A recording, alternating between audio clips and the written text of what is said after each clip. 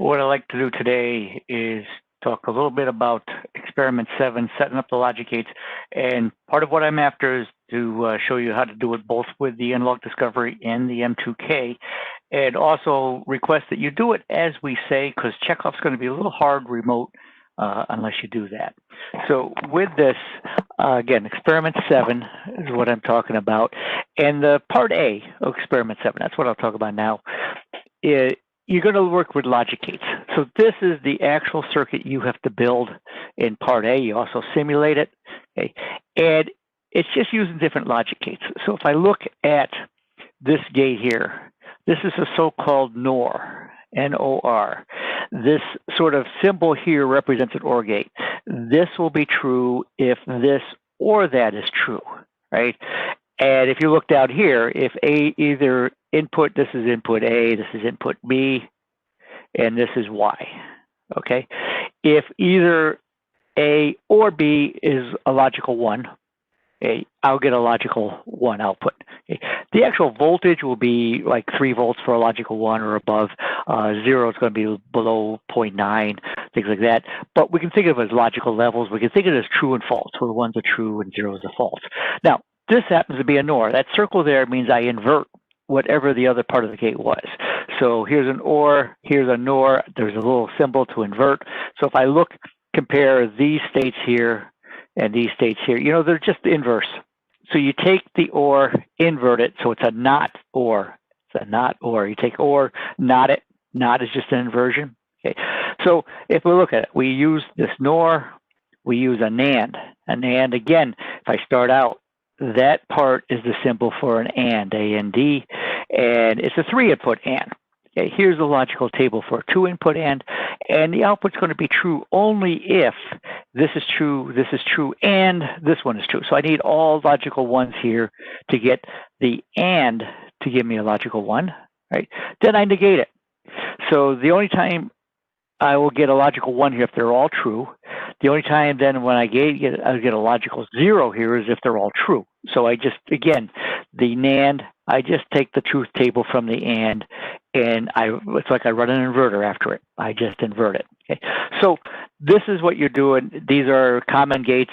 The NAND or the NOR, you can build any possible logic, any logic that's possible just using NAND and ORs, which you cannot do using ANDs and ORs, but you can with ANDs, ORs, and an inversion. But in any case, then chips. So we have in the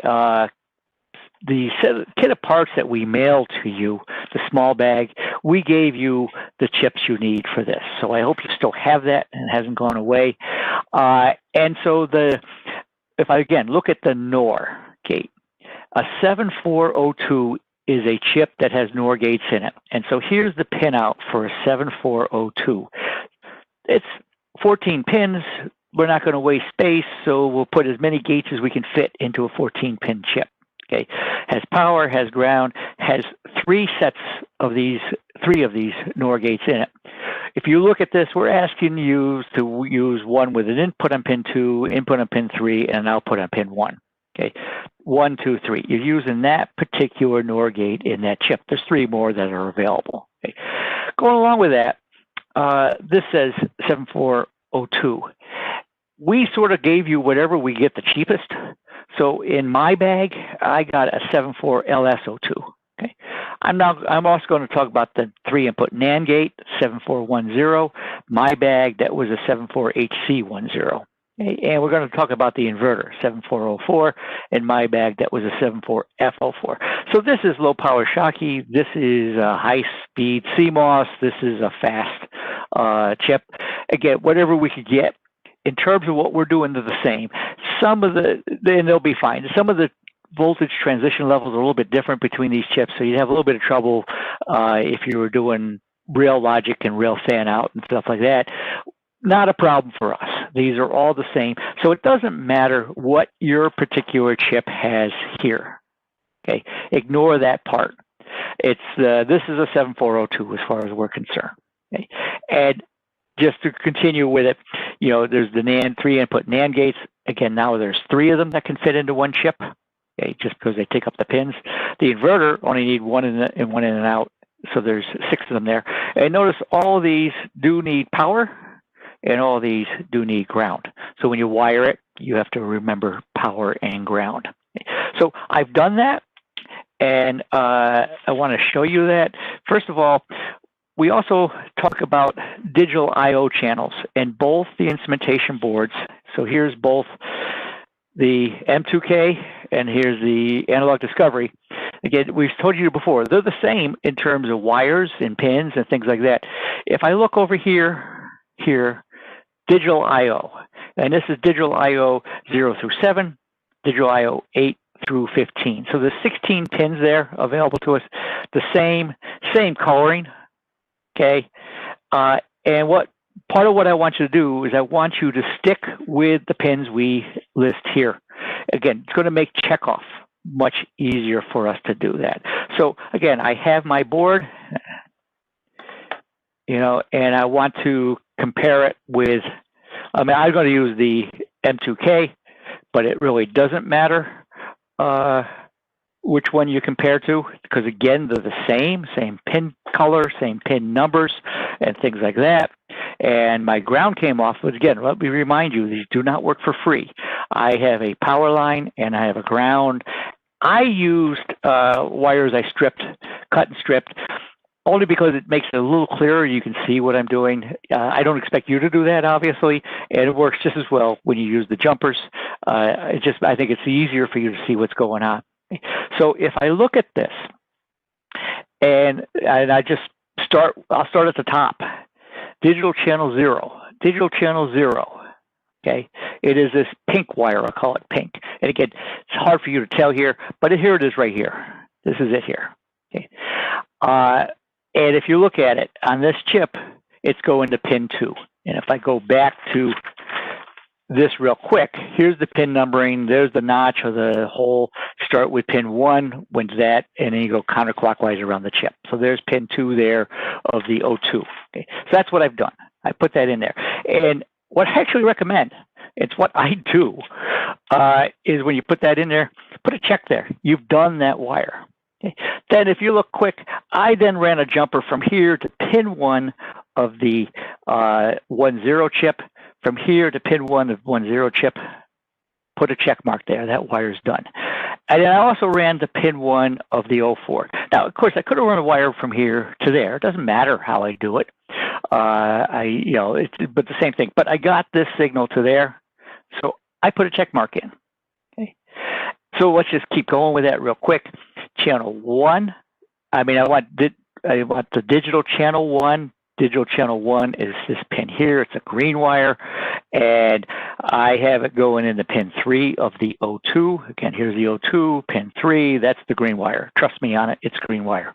Okay, and it is, again, if I just bring up a different M2K, it is the one associated with channel 1 right here. Okay, then we did channel 0, channel 1. We're going to do channel 2, and then just to go ahead, we're going to do 8, 9, 10.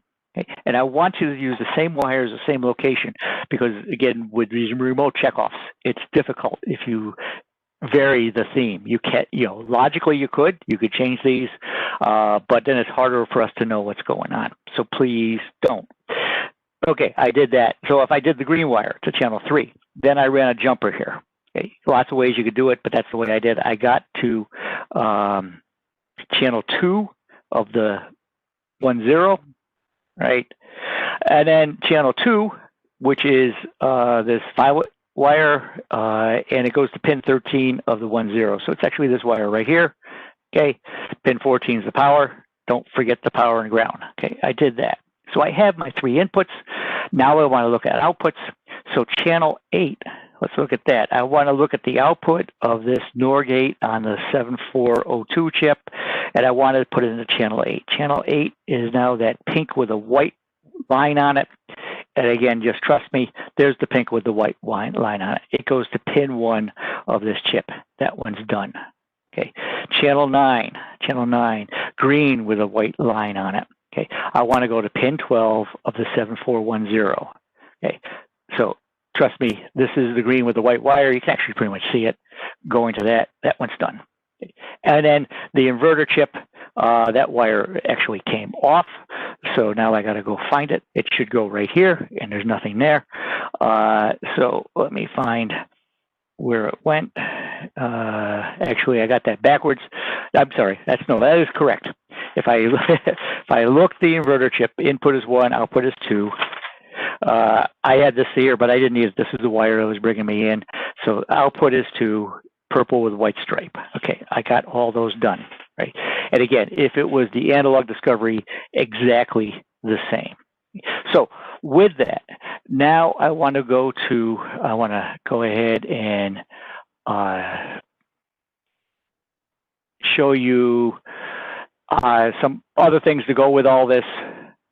So I'm going to share a screen. And again, try to give this a second to become nicer to me. Yeah, get out of there. Those gray boxes will reduce. Just want to let you know, the chips we're using, and this was the 02, the 10, and the 04. These were in that small bag of parts we mailed to you, where you picked up when you got the ferrite core. It was in that same bag. So again, I hope you have it. This experiment, you need these other chips too. So you can find them if you don't have them right now. But what I want to concentrate on right now is if I go into Scopy. Okay, Scopy, again, remember, I need 5 volts. So I have turned on the power supply in Scopy, right? I'm bringing this down a little bit more, okay? What we want to do, so I've already done that, this disabled, enabled, 5 volts, have it going. I have the -5 going, I'm not using it, so it doesn't matter to me at all. We want to look at static conditions. So this is called digital I/O. So I also have the digital I/O. Remember to tell it to run. I've been trying to make this work without running it. It's got to run.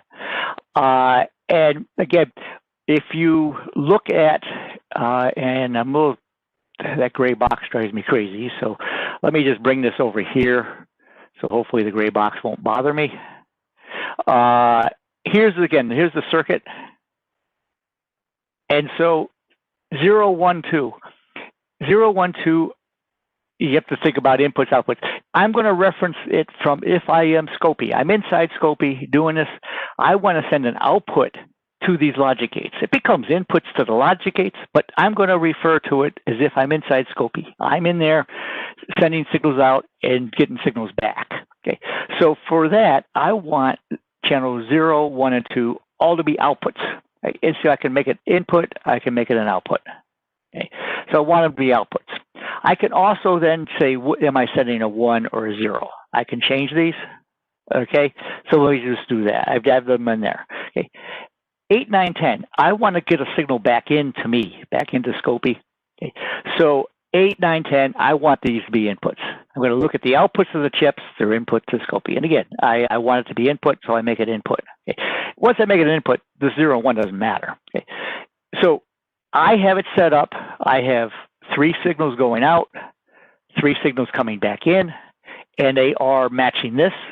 And that's what we want you to do, because the TAs are going to be looking at this particular part of your screen when you ask for checkoff. Okay? So the easiest one to look at is, let's just look at channel 0 as an input and channel 10 as an output. It's just an inverter. Okay? So it should negate whatever the process is. Right now I have a logical 1. This is lit up for channel 0. And you know, channel 10 is not lit up. It's a logical 0. Right?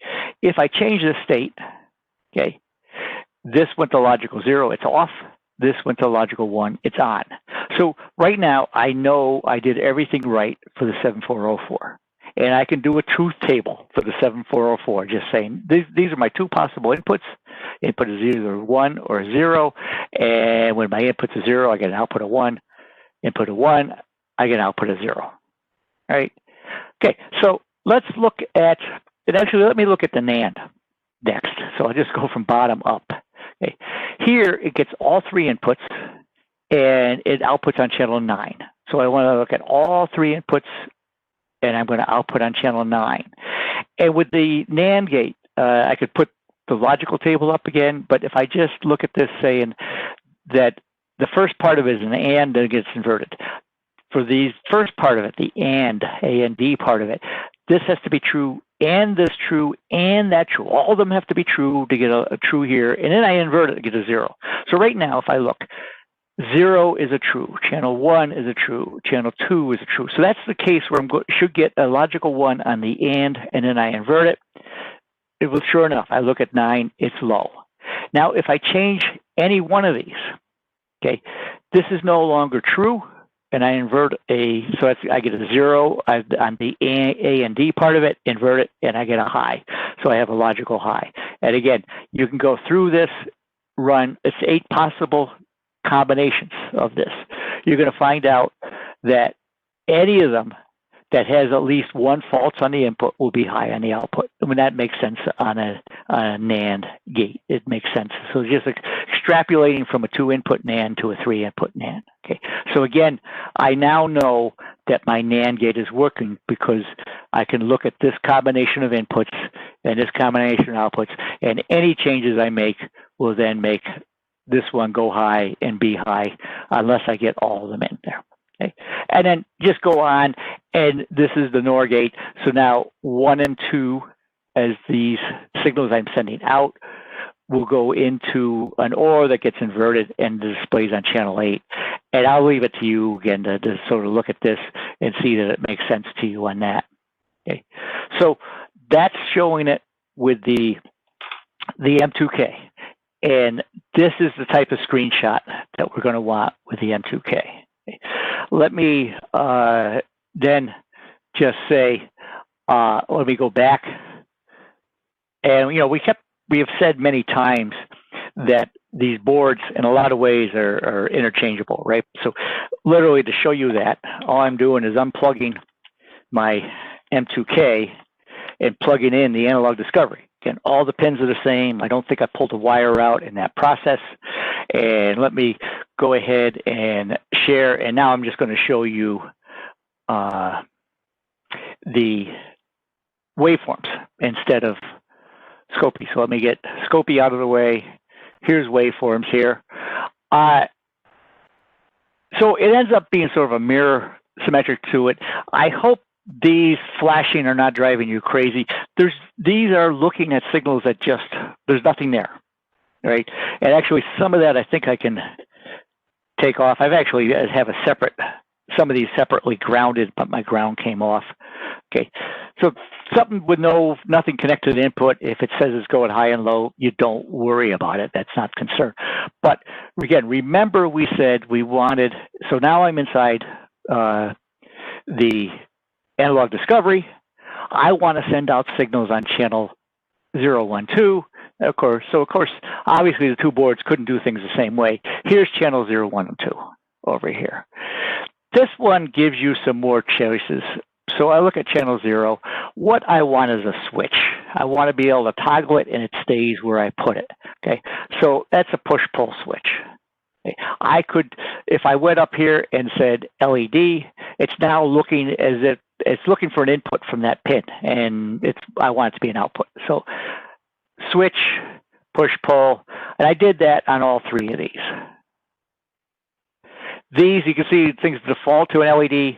These are just LEDs up here. Okay, so my signal I'm going to receive back in and look at, I'm going to pretend there's an LED there. If it's a high signal, it lights up my LED. If it's a low signal, I don't. Okay. And much like I did on the M2K, the easiest one to start with is channel 0 as a signal I send out. Channel 10 as I look back. It's just an inverter. So channel 0 is here. Channel 10's here. It's just an inverter. Right now, channel 0 is a logic low. Channel 10 is a logic high. Just flip it. Logic 1, logic 0. It's an inversion. I know the inverter is working. Okay. The NAND gate. And again, I'm going to just, if I look, NAND gate is on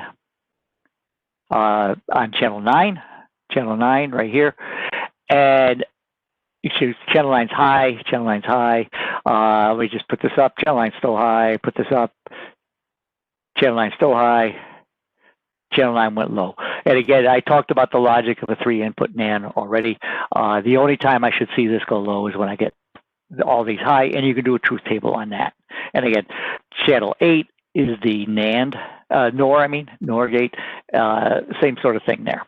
So my point is that you should be able to set this up with either board. It is very much the same, just the screens look a little bit different, but everything's labeled the way I want them to be labeled. And you can go ahead and do the logic table. And when you ask for a checkoff, if you do it exactly as this screen over here says, you're going to make life easier for us, because we don't have to then ask, well, what's channel 0, what's channel 1, and things like that. So with that, I will stop recording and try to put this up so you can use it for experiment 7.